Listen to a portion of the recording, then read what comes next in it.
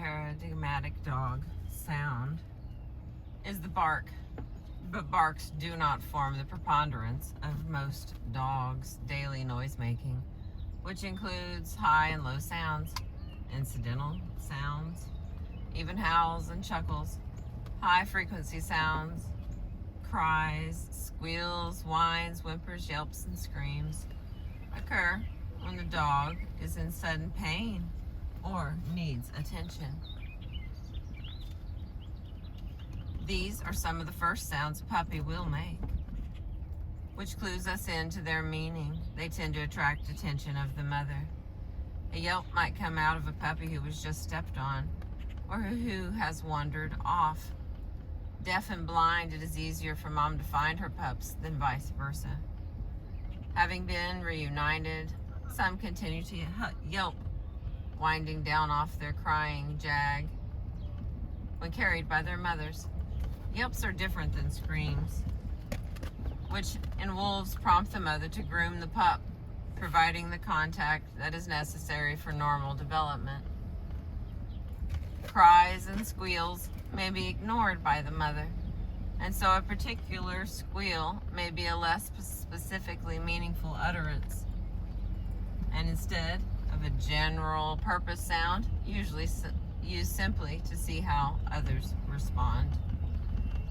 Low moans or grunts are also very common in puppies, and some seem to not be signs of pain, but rather a kind of a dog purr.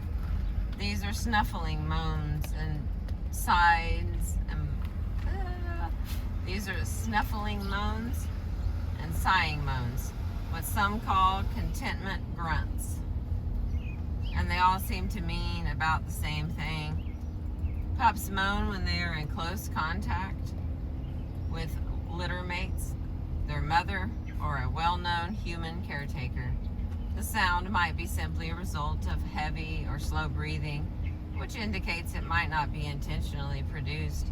There is no evidence that dogs moan on purpose. Neither is there evidence that they do not. Neither has been proven.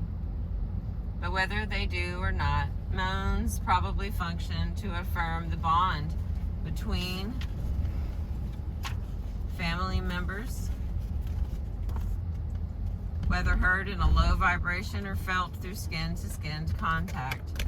The rumble of a growl and the steady and ominous snarl, you won't need to be told, are aggressive sounds.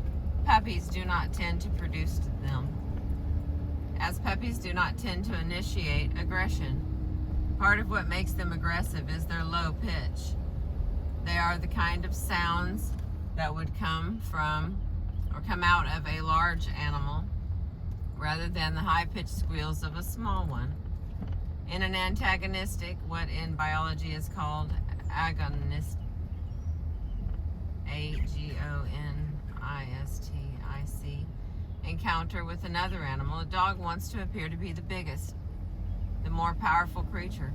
So he makes a big dog sound.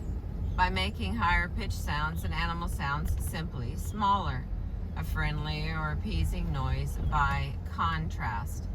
Though aggressive in intent, growls are still social sounds, not just utterances produced when a dog feels fear or anger. For the most part, dogs do not growl at inanimate objects. There's an asterisk. Except when it is animated. A discarded plastic bag being tumbled down a city sidewalk by a breeze can provoke growls, caution, and occasional attacks by alarmed dogs. Dogs can be animistic, just as humans are in infancy, trying to make sense of the world by attributing familiar quality of life to unknown objects. My plastic bag growling dog is in good company. Darwin described his own dog treating an open parasol moving in the breeze as a living thing, barking at and stalking it. And Jane Goodall has observed chimpanzees making threatening gestures toward thunderclouds. I've been known to fulminate thundercloud ward myself.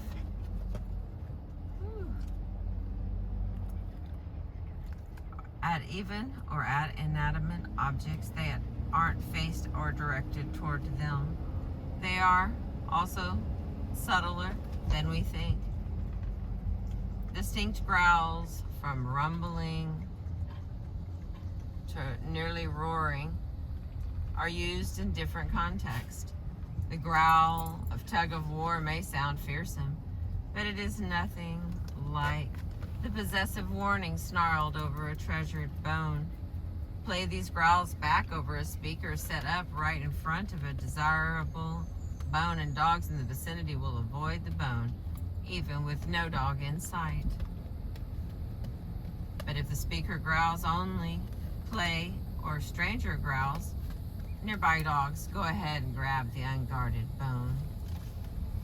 Incidental sounds of dogs are sometimes produced so reliably in certain contexts that they have become effectively communicative. The play, slap, and audible landing on the 2 forefeet at once is an inevitable part of play. It conveys sufficient exuberance that it can be used by itself to ask a dog to play with you. Some dogs chatter their teeth in anxious excitement, and the clicking of teeth serves as a warning that the dog is worried. An exaggerated shriek or being nosed or bitten roughly in play can even become a ritualized deception, a way to get out of a social interaction that is making the dog uncertain. The snuffling sound created when reaching the head vertically up and sniffing for food around a human mouth can become not just a search for food, but also a request for food. Even the noisy breathing created by laying so close as to have the nose pressed against another body comes to indicate a state of contented relaxation. If you live with a hound, you are familiar with the howl. From a staccato bang to a mournful wail, howling in dogs seems to be a behavior left over from their ancestors, living in social packs. Wolves howl when separated from the group, and also when setting out with the group for a hunt or a reunion afterward. A howl when alone is a communication-seeking company. Howling together may be simply a rallying cry or celebration of the group.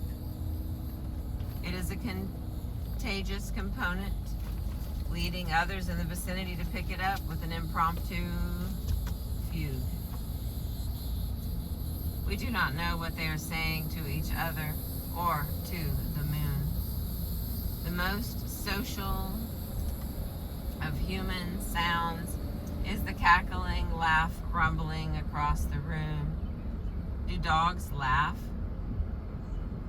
Well, only when something is terrific fun. Yes, dogs have what has been called a laugh. It is not identical to human laughter. The spontaneous sounds spit out in response to something funny, surprising, or even frightening. Nor is it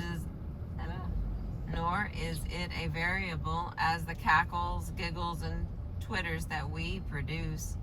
The dog laugh is a breathy exhalation that sounds like an excited burst of panting. We could call it social panting. It is a pant only heard when dogs are playing or trying to get someone to play with them. Dogs don't seem to laugh to themselves off sitting in the corner of the room, recollecting how that tawny dog in the park outsmarted her human this morning. Instead, dogs laugh when interacting socially. If you have played with your dog, you have probably heard it. In fact, doing your own social panting toward a dog is one of the most effective ways to elicit play. Just as our laughs are often inadvertent, reflexive responses, so may dogs' laughs be. Simply the kind of panting that results when you're throwing your body around in play. Oh, it might not be under the control of the dog. Social panting does seem to be a sign of enjoyment, and it may induce enjoyment or at least alleviate stress in others. Playing a recording of the sound of a dog's laughter at animal shelters has been found to reduce barking, pacing, and other signs of stress in the dogs housed there. Whether mirth feels like what it does in humans is yet to be studied. Thank you for listening. We're on page 104.